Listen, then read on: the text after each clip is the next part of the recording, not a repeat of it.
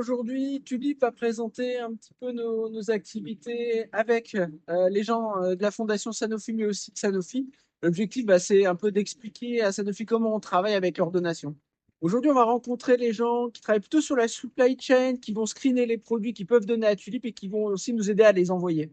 Zara Wassou, coordinatrice export chez Sanofi depuis 2019. Et je travaille sur toute la partie donation pour la Fondation S. Ce qui m'a motivée, c'est de donner un sens à l'activité qu'on a avec Tulip, les rencontrer en personne, échanger de façon plus fluide. Alors, nos échanges, ils se limitent à la prise de rendez-vous pour savoir s'il a de la disponibilité, de la capacité à pouvoir réceptionner les produits relatifs à la donation.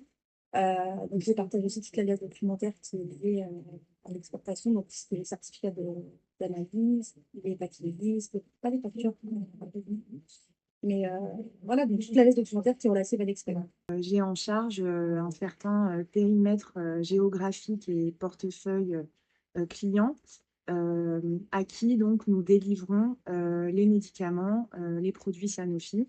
Donc en l'occurrence, moi j'ai dans mon giron l'Afrique, les marchés aussi nord-américains et les ONG.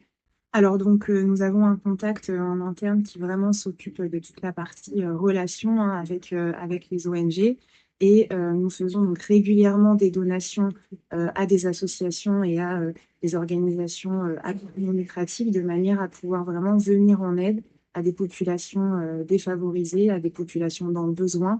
Tulip, encore une fois, est un maillon essentiel entre nous et le patient. Un patient qui a des difficultés à s'approvisionner en produits. Donc, Tulip est un vecteur majeur dans cette démarche. Puisque Tulip est une organisation française, nous sommes un groupe français et il est important de développer cette vision humanitaire des acteurs français. Notre objectif premier, c'est quand même de fournir nos patients, nos filiales avec des stocks. Mais il arrive parfois qu'on a une forte baisse de la demande, on peut avoir des décisions d'arrêt de commercialisation, ou on peut avoir des usines, des sous-traitants qui vont trop produire. Et donc, au final, on va arriver avec des surstocks. Et ces surstocks, on va soit trouver des solutions pour les réallouer sur d'autres pays, mais au final, parfois, on n'arrive pas. Et donc, au lieu de détruire donc ces stocks, on va identifier des stocks qui sont avec la bonne durée de péremption, qui n'ont pas de problème d'intégrité sur le packaging. On va les proposer donc à la Fondation S, donc Aurélien, et c'est lui qui va valider ensuite avec les partenaires, les ONG. La supply chain est un élément clé de départ qui nous permet d'identifier les produits que l'on peut donner. Ces produits, on va faire une évaluation avec un certain nombre de partenaires en interne et après on va les soumettre pour proposition à l'organisation Tulip. La Fondation S,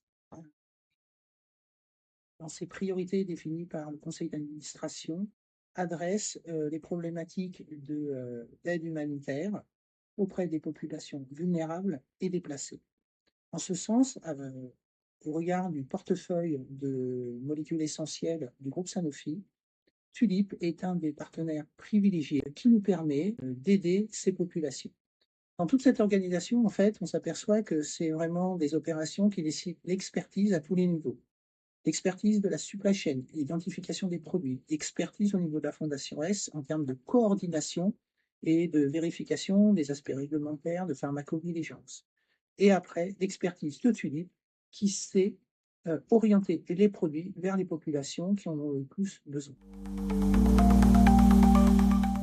Ce sont des produits voilà, avec sans problème d'intégrité, donc aussi bien sur les boîtes, les cartons.